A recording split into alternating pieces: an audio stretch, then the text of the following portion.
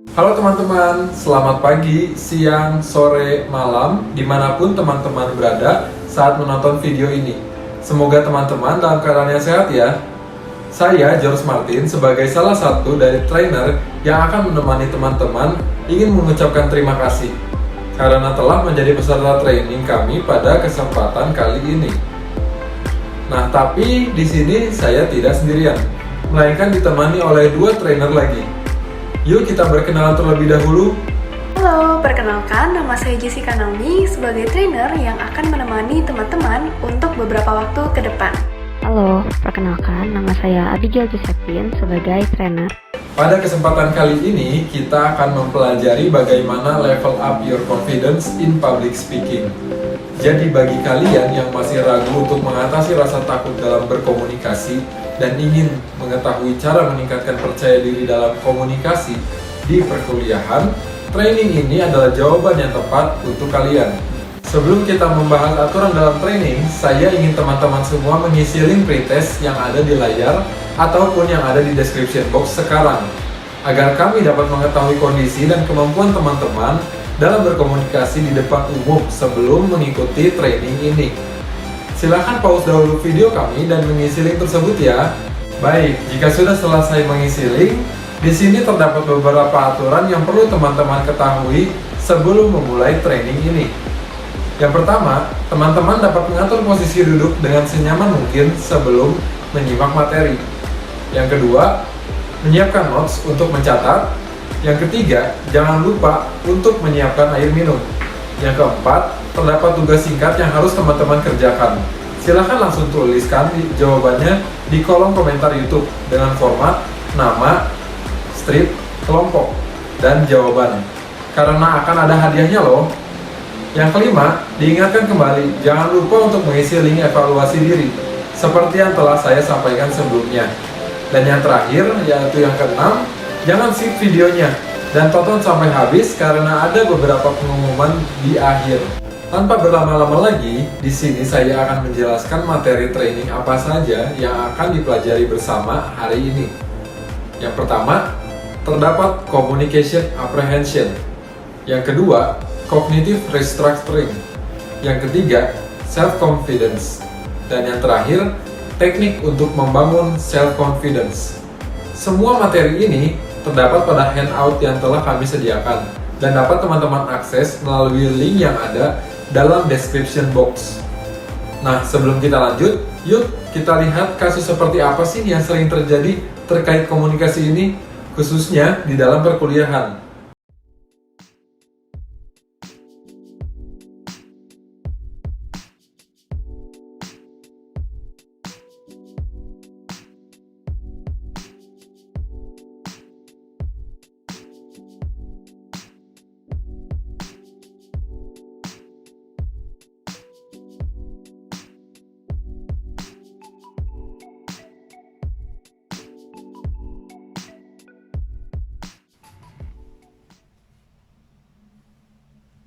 Selamat siang.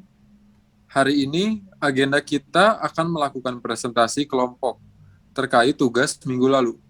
Dan hari ini yang akan presentasi adalah kelompok 1. Silakan dipersiapkan. Baik Pak, saya izin share screen dulu ya Pak. Nah, baik Pak, apakah layarnya sudah terlihat Pak? Ya, sudah terlihat. Oke, baik. Pada presentasi kali ini, saya ada Abigail dan teman saya Jessica Naomi akan mempresentasikan mengenai analisis kasus frustasi dan agresi, Pak. Oke, saya mulai ya. Jadi pada kasus ini tuh ada kasus FL, di mana FL tuh bercerita mengenai permasalahannya seperti berikut ini. Saya sungguh frustrasi katanya. Dengan demikian, FL itu frustrasi. Maksudnya FL itu atau kasus FL ini dapat disebut sebagai kasus frustasi dan agresi. Nah, mungkin segitu yang bisa kelompok kami sampaikan pada kesempatan kali ini. Terima kasih untuk teman-teman yang telah menyaksikan. Dipersilakan untuk teman-teman yang lain kalau mau bertanya atau menanggapi. Saya mau bertanya karena masih kurang jelas. Jadi sebetulnya apa yang menyebabkan kasus ini termasuk ke dalam frustrasi dan agresi? Hmm, hmm, eh, hmm. Mungkin saya coba bantu jawab ya. Begini, dari kasusnya sendiri, FL itu menyatakan gitu bahwa dirinya itu ya merasa frustrasi seperti itu. Oh mungkin kita bisa lihat di kasus yang telah saya paparkan tadi. Mungkin begitu. Apakah sudah menjawab? Gimana maksudnya? Oke, baik. Saya Jessica di sini ingin membantu melengkapi jawaban dari Abigail. Mungkin yang dimaksud tadi adalah mengapa kasus ini termasuk ke dalam frustrasi ya. Nah, di sini kasus ini termasuk ke dalam frustrasi dikarenakan subjek memiliki suatu tujuan, akan tetapi tujuan tersebut terhambat. Kemudian, subjek juga menunjukkan kekerasan akibat tujuannya tidak tercapai, sehingga kasus ini juga dapat disebut dengan agresi. Mungkin untuk jawabannya seperti itu. Terima kasih. Baik, terima kasih untuk penjelasannya, sudah lebih lengkap. Terima kasih kelompok telah mempresentasikan kasus dengan cukup baik. Kuliah hari ini cukup sampai di sini. Silakan meninggalkan Zoom. Baik, makasih Pak. Nah, setelah menonton cuplikan kasus tadi, teman-teman pasti sudah terbayang apa yang dirasakan oleh A di video sebelum ini. Ya, betul, rasa takut. Ketakutan dalam berbicara di depan umum atau fear of public speaking dapat juga disebut dengan communication apprehension. Untuk penjelasan selanjutnya, saya akan menggunakan istilah CA untuk communication apprehension ini. Nah, CA sendiri merupakan seberapa takut atau cemasnya individu dengan komunikasi, baik secara langsung atau dengan komunikasi yang telah diantisipasi sebelumnya ketika akan berbicara dengan seseorang atau dengan orang lain. Menurut hasil penelitian yang dilakukan oleh Suwandi pada tahun 2004 di Fakultas Teologi Universitas Sanata Dharma, dinyatakan bahwa sebesar 32,8% mahasiswa memiliki kecemasan sedang, 48,3% mahasiswa memiliki kecemasan tinggi, dan 12,1% mahasiswa mengalami kecemasan sangat tinggi dalam situasi berbicara di depan umum. Berdasarkan data statistik tadi, ternyata masih banyak mahasiswa yang memiliki kecemasan tinggi saat berkomunikasi di depan umum.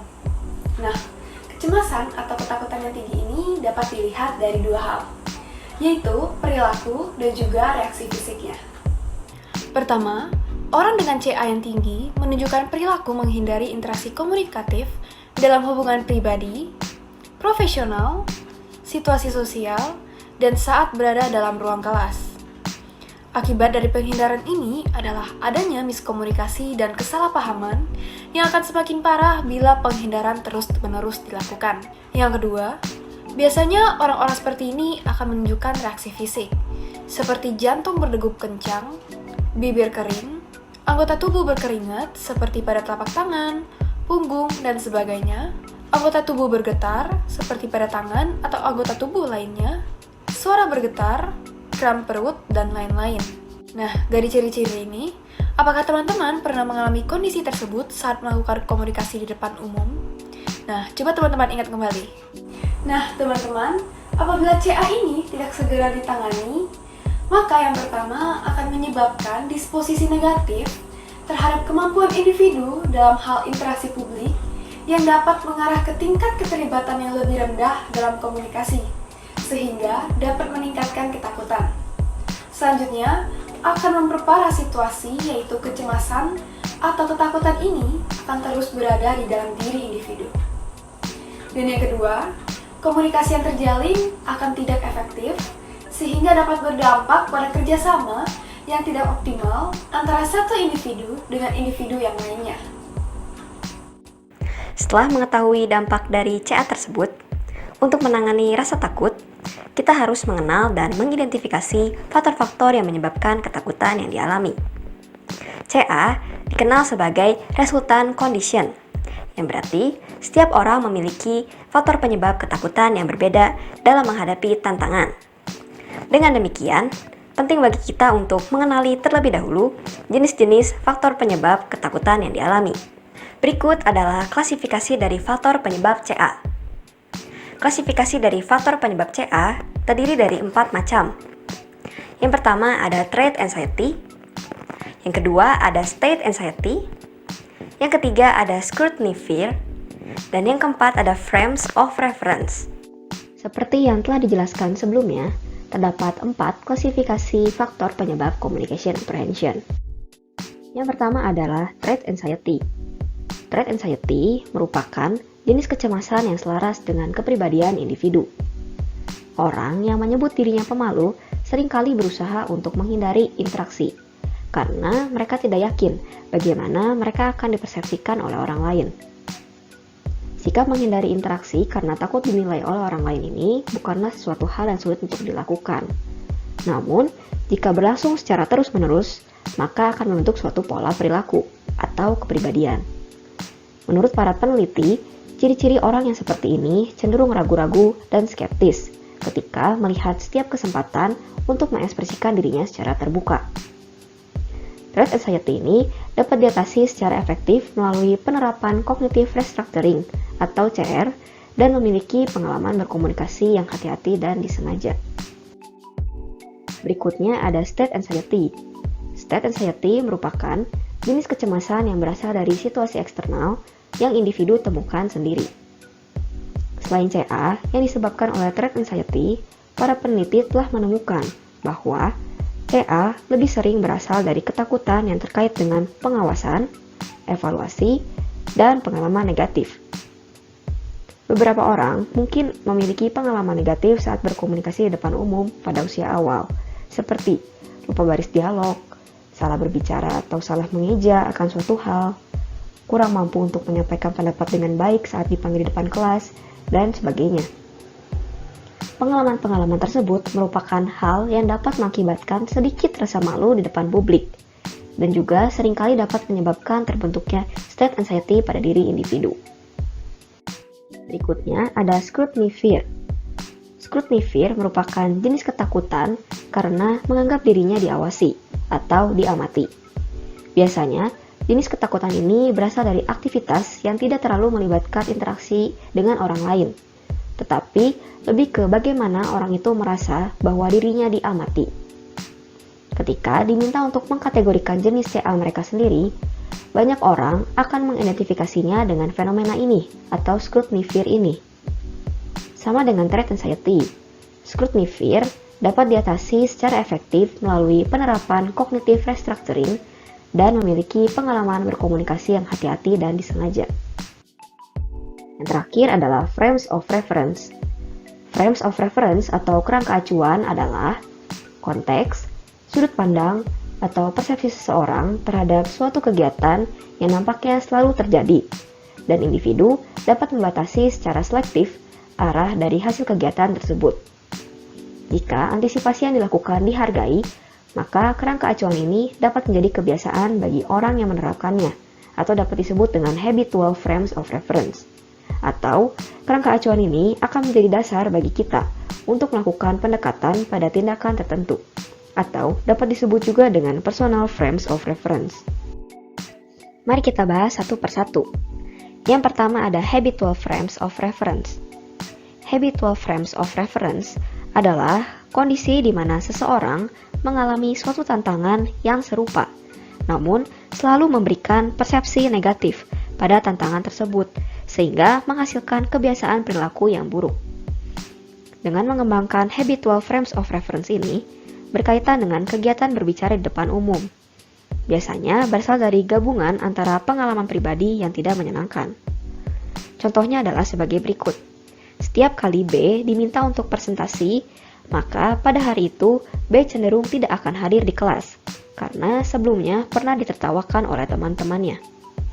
Dalam hal ini, oleh karena B memiliki pengalaman negatif sebelumnya dalam hal berkomunikasi di depan umum, maka hal ini menyebabkan B menghindari tugas presentasi kembali. Oleh karena itu, setiap kali ada situasi yang serupa seperti kelas yang mengharuskan mempresentasikan tugasnya, maka B memiliki kebiasaan perilaku yang buruk, yaitu meninggalkan kelas. Contoh lainnya adalah ketika mahasiswa selama 1 semester dituntut untuk terus melakukan analisis kasus, dan kemudian mempresentasikan hasilnya.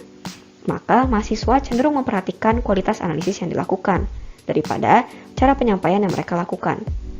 Oleh karena mahasiswa lebih khawatir dengan penilaian akan hasil analisisnya, dan gugup juga ketika teman-teman dan dosen melihatnya, maka mahasiswa cenderung membaca hasil analisis tersebut, bukannya menjelaskan dengan baik.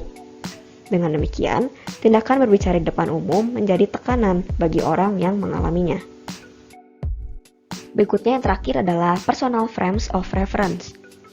Personal frames of reference adalah kondisi di mana seseorang mempersepsi suatu tantangan berdasarkan pemaknaan pribadi. Ketika kita tidak sedang melakukan presentasi di depan umum, maka kita akan mempersepsi bahwa situasi presentasi tersebut tidaklah menegangkan. Atau dengan kata lain, konteks tersebut memiliki makna positif, sehingga pada saat itu kita tidak akan merasa takut. Contohnya adalah ketika kita membicarakan spoiler film baru saat makan siang kepada teman-teman kita. Maka kita akan menganggap bahwa hal tersebut bukanlah konteks yang menegangkan, sehingga kita pun akan dengan leluasa menceritakannya kepada teman-teman kita, meskipun salah satu dari mereka ada yang menginterupsi dan memperhatikan kita secara terus-menerus. Kemudian sebaliknya, jika kita mempersepsi presentasi di depan umum adalah hal yang menegangkan, maka hal ini pasti akan membuat kita menjadi takut. Dengan kata lain, konteks tersebut dapat dimaknakan secara negatif. Pendekatan atau sikap yang kita gunakan dalam berkomunikasi perlu melibatkan diri kita dalam aktivitas yang menyenangkan, bukan pada aktivitas yang membuat kita stres. Coba deh pertimbangkan lagi pengalaman berkomunikasi teman-teman. Apakah pada saat itu, bagaimana cara teman-teman menghadapi situasinya? Oleh karena itu, kita perlu mengembangkan sikap positif ketika melakukan sesuatu yang kita takut lakukan, agar dapat dengan sukses melakukan komunikasi tersebut. Nah, setelah mendengarkan materi tentang communication apprehension, bagaimana nih teman-teman? Apakah sudah mulai bisa mengidentifikasi penyebab rasa takut teman-teman dari pengalaman berkomunikasi masing-masing? Oke, baik. Untuk menguji pemahaman teman-teman, mari kita mengerjakan tugas analisis singkat berdasarkan kasus yang telah ditayangkan di awal. Silakan teman-teman menganalisis pertanyaan berikut. Yang pertama, apakah kasus A ini termasuk ke dalam communication apprehension? Cobalah jelaskan pendapat kalian masing-masing. Nah, jika teman-teman telah menemukan jawabannya, silakan teman-teman menuliskannya di dalam komentar YouTube dengan format yang telah ditentukan.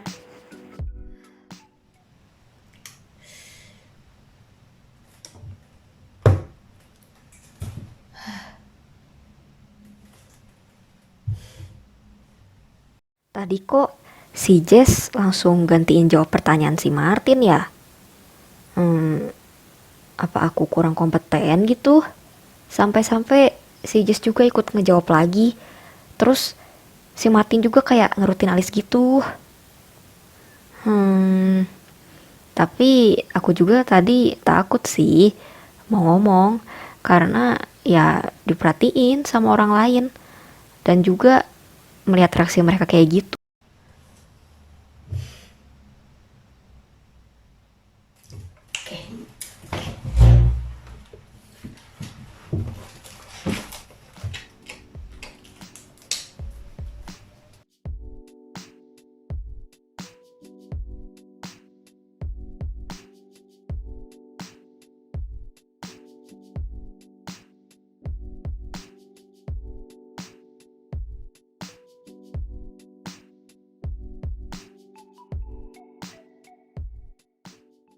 Berarti sebenarnya si Jess ini membantu aku bukan karena akunya kurang kompeten untuk menjawab pertanyaan.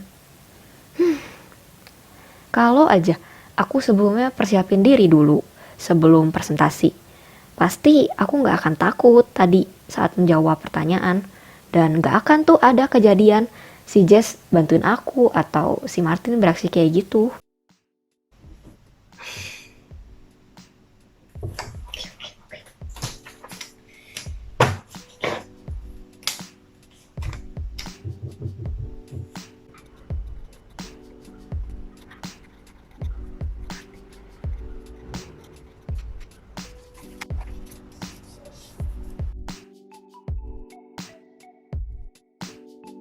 Mengatasi CA merupakan suatu tantangan dalam mengubah sikap seseorang. Ini sama halnya seperti mengembangkan keterampilan seseorang sebagai pembicara. Perubahan sikap dari A di video sebelumnya dapat disebut dengan self-reflective atau cognitive restructuring. Selanjutnya, cognitive restructuring ini akan disebut dengan CR saja ya. Nah, CR merupakan proses internal di mana kita dapat dengan sengaja menyesuaikan bagaimana diri kita memandang suatu tindakan atau pengalaman. Pada CR ini mencakup 3 langkah, yaitu pertama, identifikasi secara objektif apa yang sedang teman-teman pikirkan ketika akan berbicara di depan umum. Misalnya, saat teman-teman akan presentasi, teman-teman merasa kalau semua orang bakal melihat aku.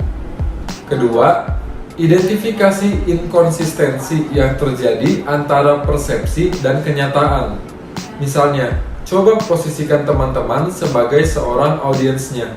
Wajar dong kalau mereka melakukan kontak mata secara langsung ke pembicara, karena kontak mata merupakan sarana utama bagi audiens untuk menunjukkan bahwa mereka itu mendengarkan pembicara.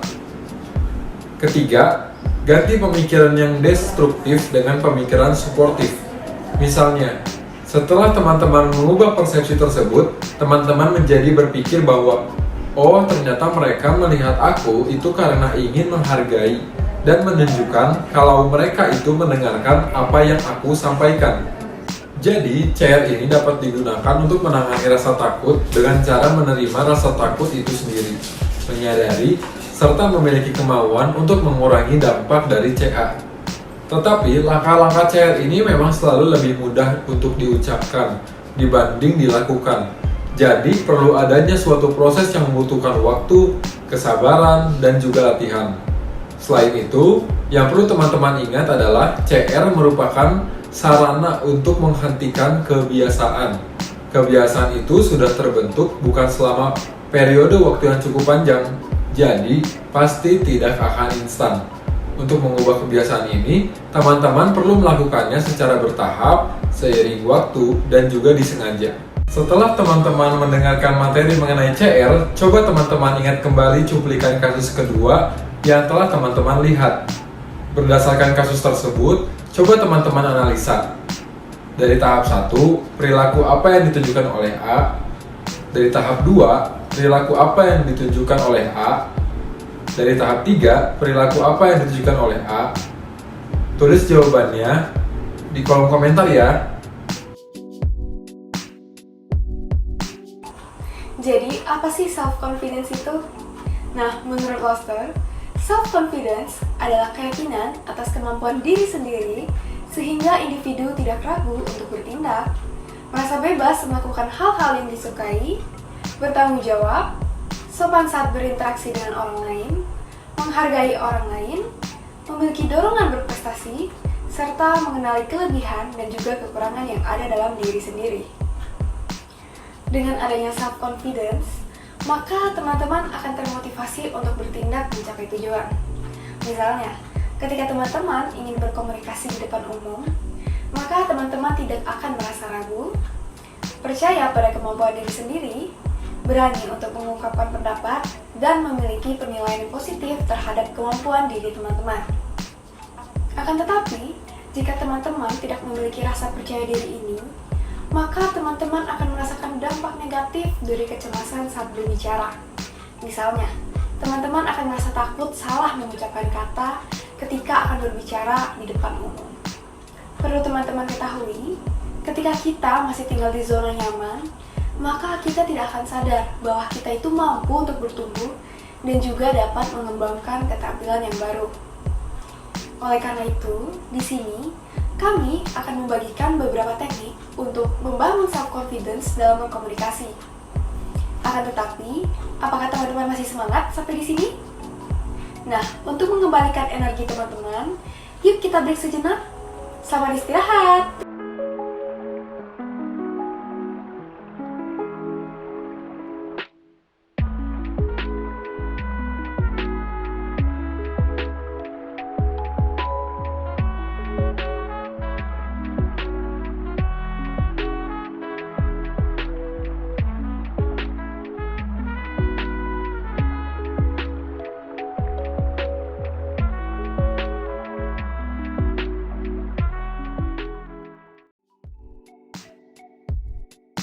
Bagaimana nih breaknya teman-teman? Apakah teman-teman sudah terisi kembali energinya? Yuk, mari kita langsung membahas beberapa teknik yang dapat digunakan untuk membangun self-confidence ketika akan berbicara di depan umum. Teknik yang pertama adalah prepare well. Cara yang terbaik, paling konsisten, dan langsung meminimalkan rasa gugup adalah dengan melakukan persiapan yang efektif. Persiapan yang tepat yang dapat teman-teman lakukan adalah knowing what you are talking about, dan knowing what you are going to say.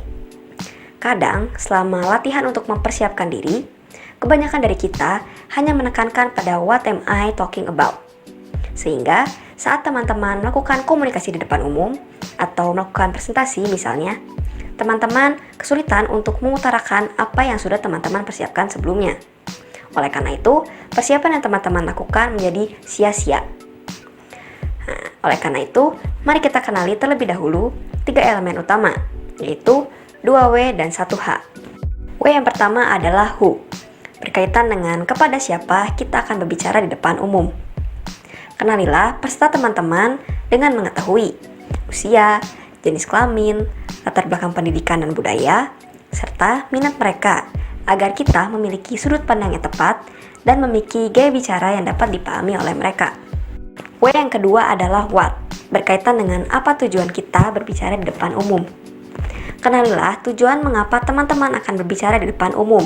Seperti, apakah tujuan kita berbicara di depan umum itu untuk menginspirasi, atau untuk menghibur, atau untuk membujuk, atau untuk mengedukasi, dan atau untuk menjual sesuatu kepada orang lain.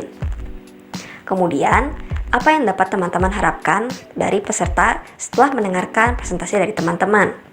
Seperti, apakah mereka dapat mengetahui, atau memikirkan, atau percaya, atau dapat melakukan apa yang teman-teman minta. Dengan kita mengidentifikasi tujuan dari kita berbicara di depan umum, dapat membantu kita untuk memilih gaya berbicara yang tepat di depan umum. Terakhir adalah how, berkaitan dengan bagaimana cara materi yang telah kita siapkan dapat disampaikan. Setelah teman-teman mengetahui karakteristik dari peserta, tujuan dan harapan dari teman-teman berbicara di depan umum, selanjutnya teman-teman dapat menyusun kata-kata yang telah teman-teman sampaikan kepada mereka. Intinya, pikirkan bagaimana teman-teman dapat menyampaikan materi tersebut kepada mereka, dan apakah mereka dapat memahami apa yang telah teman-teman sampaikan. Oleh karena itu, pastikan teman-teman dapat menggunakan pilihan kata yang tepat terlebih dahulu. Teknik yang kedua adalah visualize success. Kalau seorang atlet dilatih untuk memvisualisasikan apa yang mereka coba lakukan sebagai cara agar mereka tampil dengan baik, maka ketika kita berbicara, kita juga harus memvisualisasikan diri kita dengan hal-hal yang sukses. Berikut terdapat beberapa cara yang dapat teman-teman lakukan untuk memvisualisasikan diri teman-teman agar dapat tampil dengan percaya diri. Yang pertama, coba membayangkan bahwa melihat ekspresi wajah yang santai dan mendengar suara yang percaya diri. Yang kedua, coba bayangkan diri teman-teman sedang berbicara sambil menggunakan body language yang ekspresif. Yang ketiga, coba bayangkan bahwa peserta dapat bereaksi dengan tepat. Misalnya, peserta dapat mengangguk saat teman-teman dapat menyatakan statement teman-teman. Yang keempat, coba bayangkan bahwa diri teman-teman merasa puas karena peserta dapat mengerti apa yang telah teman-teman sampaikan. Jangan lupa untuk tetap dapat mempersiapkan diri dengan efektif seperti cara yang telah disampaikan sebelumnya ya. Lalu selanjutnya, avoid gimmicks. Teman-teman perlu untuk fokus dan berkonsentrasi pada apa yang akan teman-teman lakukan, daripada memikirkan hal yang dapat mendistraksi teman-teman saat berbicara di depan umum. Misal, teman-teman lebih memprioritaskan bagaimana pembawaan yang ekspresif, dibandingkan fokus pada tampilan fisik saat presentasi nanti. Kemudian, breathe and release. Salah satu cara untuk mengatasi rasa gugup lainnya adalah dengan menggunakan teknik relaksasi. Kunci dari teknik ini yaitu individu berusaha untuk menahan anggota tubuh kita agar tidak tegang. Caranya adalah dengan ingat untuk berhenti sejenak dan menarik napas dengan dalam untuk memperlambat detak jantung dan mengurangi ketegangan otot. Kemudian, dengan perlahan putarkan bahu teman-teman ke belakang agar dapat tampil lebih percaya diri. Selanjutnya, minimize what you memorize. Saat mempersiapkan presentasi, silakan teman-teman membuat naskah sebagai panduan untuk melakukan presentasi. Namun, pastikan bahwa teman-teman tidak terlalu menghafal seluruh naskah yang telah ditulis. Jika kita terlalu menghafal naskah, kemungkinan kita akan lupa dengan poin utama yang akan dibahas karena kita mencoba untuk mengingat kata-kata berikutnya dan menjadi kurang mampu untuk berespon serta menyesuaikan diri dengan reaksi dari peserta. Oleh karena itu, teman-teman perlu mahir dan siap untuk berbicara dengan lancar serta tanpa tekanan dalam menyampaikan materi presentasi. Yang selanjutnya adalah practice out loud. Pada teknik ini, teman-teman dapat berlatih dengan sungguh-sungguh dari awal hingga akhir, mendengarkan seluruh penyampaian presentasi, dan mengukur jalannya alur presentasi dengan benar. Dengan cara ini, presentasi teman-teman dapat berjalan dengan lancar dan maksimal, serta kita dapat mengetahui seberapa panjang durasi yang diperlukan dan apa yang perlu dipersiapkan selanjutnya. Nah, terdapat cara-cara yang dapat teman-teman lakukan dalam teknik ini, yaitu yang pertama, cobalah latihan awal tanpa menggunakan catatan apapun. Yang kedua, coba untuk berdiri, mulai berbicara dan perhatikan setiap apa yang teman-teman ucapkan. Yang ketiga, teman-teman dapat mempertimbangkan beberapa pertanyaan saat sedang berlatih, seperti bagian mana yang teman-teman merasa paling tidak mahir, dan paling mahir, lalu di bagian mana yang masih membutuhkan bantuan catatan, serta apa yang diperlukan dalam isi catatan tersebut. Hal penting lain yang perlu diperhatikan dalam teknik ini adalah tidak menggunakan bahasa yang sama dengan yang ada di naskah. Teman-teman dapat mencoba berbicara dengan menggunakan gaya sendiri dan juga mendengarkan diri sendiri saat akan mempersiapkan presentasi. Teknik yang terakhir adalah customize your practice. Setiap orang pasti memiliki CA yang berbeda-beda. Dan untuk mengatasi CA yang berbeda-beda ini, maka memerlukan langkah-langkah yang berbeda pula pada setiap orang. Berikut terdapat beberapa langkah yang dapat teman-teman lakukan selain teknik-teknik yang sudah dijelaskan sebelumnya. Pertama, coba luangkan waktu teman-teman untuk merenungkan apa yang menjadi penyebab dari CA kalian. Kedua, coba tuliskan beberapa ketakutan dan masukkan ke dalam urutan yang menjadi prioritas teman-teman.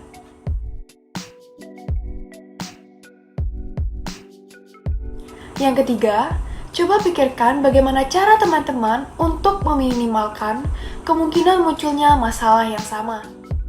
Selanjutnya, teman-teman dapat mempertimbangkan metode persiapan apa yang akan teman-teman lakukan.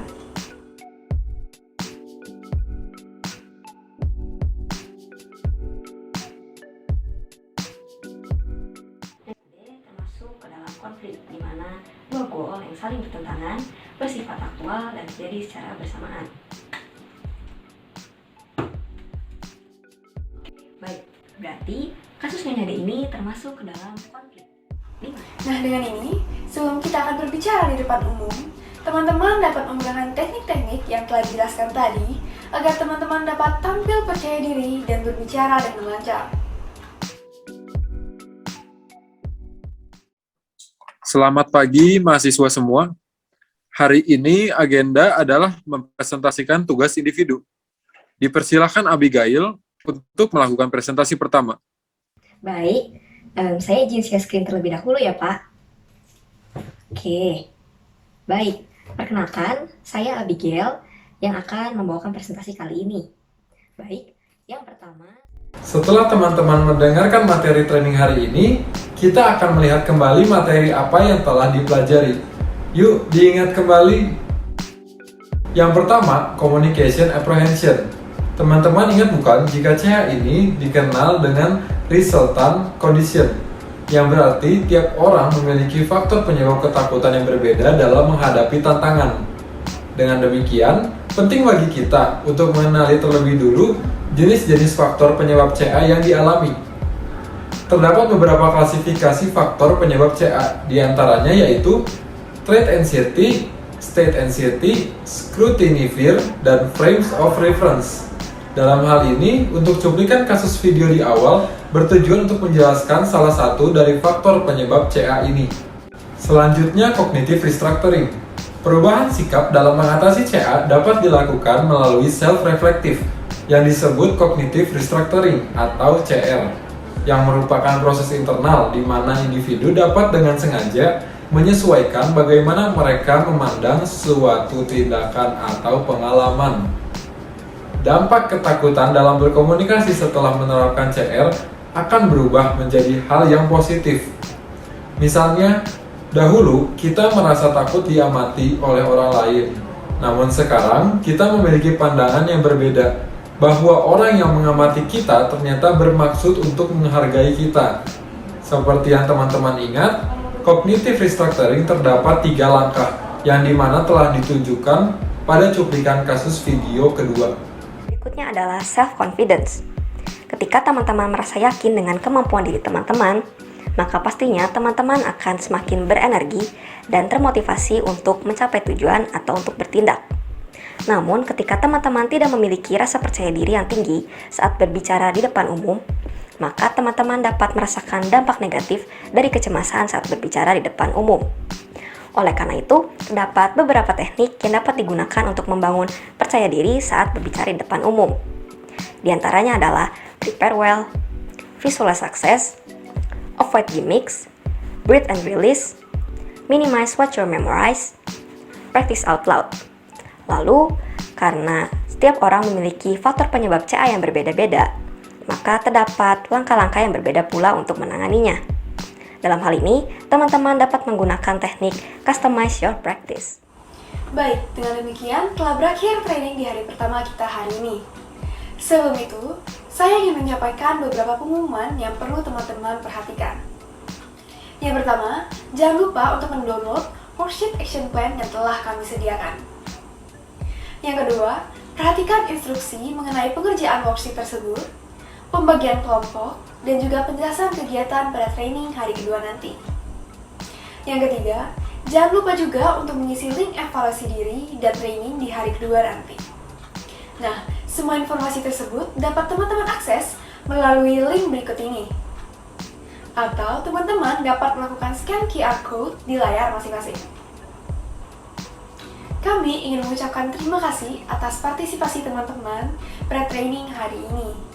Saya, Martin dan Abigail pamit undur diri. Sampai jumpa di training hari kedua nanti.